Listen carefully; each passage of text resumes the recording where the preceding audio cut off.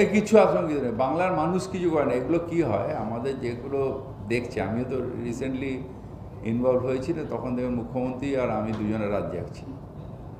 এগুলো সব হয় আমাদের পার্শ্ববর্তী রাজ্যের মানুষ, কিছু মানুষ নিশ্চিত তাদের পেটের জন্য এখানে, তার মধ্যে দিয়ে দু একজন তারাই উত্তেজনা হঠাৎ করে তৈরি করে।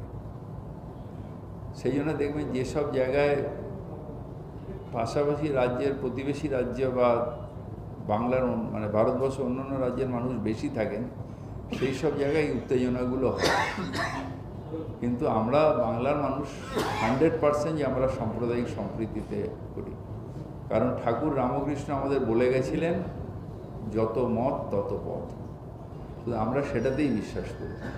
শুধু আমাদের বাংলায় এই সাম্প্রদায়িক রাজনীতি চলবে না, এই উত্তেজনা চলে না। এগুলো চেষ্টা করে কিছু টিভি চ্যানেলও এখন ডাইরেক্টলি সাম্প্রদায়িক কথায় উস্কানি দিচ্ছেন, আমার কিছু কথাকে ভুল ব্যাখ্যা করে সাম্প্রদায়িক আমাকে বানানোর চেষ্টা, কিন্তু মানুষ শুনছে না, মানুষ সেগুলো বিশ্বাস করছে না।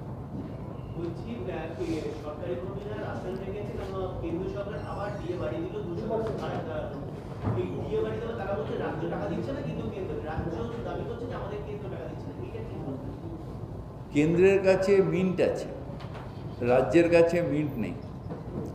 টাকার ভ্যালু দিনকে দিন পড়ছে, ডলারের তুলনায় লোয়েস্ট টাকার ভ্যালু হচ্ছে, ডিএটা বাড়িয়ে যাচ্ছে, আর আমাদের রাজ্যের এটা দিচ্ছে না। তো ওদের টাকা যেটা বাড়াচ্ছে সেটাতে ভ্যালু কিছু নেই তো, কারণ টাকার ভ্যালু বাড়াচ্ছে, ওরা ডিএ বাড়াচ্ছে, আর সেই টাকাটাকে আরও ছাপাবার জন্যে টাকার ভ্যালুকে আরও কমিয়ে দিচ্ছে, নেই আর টাকা। এটা অপদার্থ। আর আমরা যেটা করছি, আমাদের cut your coat according to your cloth, আমাদের কাছে যা আছে তার মধ্যে দিয়ে আমরা করছি।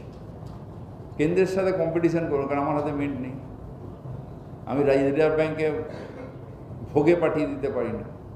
সো আমাকে আমার মতন করে থাকতে হবে। সেকেন্ডলি, আমরা সবসময় সরকারি কর্মচারীর সাথে আছি, তাদের ভালো চাই। নিশ্চিতভাবে একটা বড় টাকার বঞ্চনা, 1,70,000 কোটি টাকার বেশি, এখন বোধহয় 80,000 কোটি টাকা হয়ে যাবে, আমাদের দিচ্ছে না, ইচ্ছে করে দিচ্ছে না।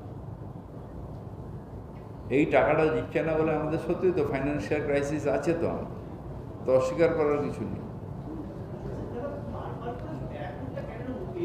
বললাম তো, এক্ষুনি তো এক্সপ্লেন করলাম যে আমাদের পৃথিবীর রাজ্য, অন্য অন্য রাজ্যের মানুষেরা বেশি থাকেন, তার মধ্যে একজন দুজন তারা এটা করার চেষ্টা করে, এই কমিউনাল টেনশন, মারা, গুলিকাণ্ড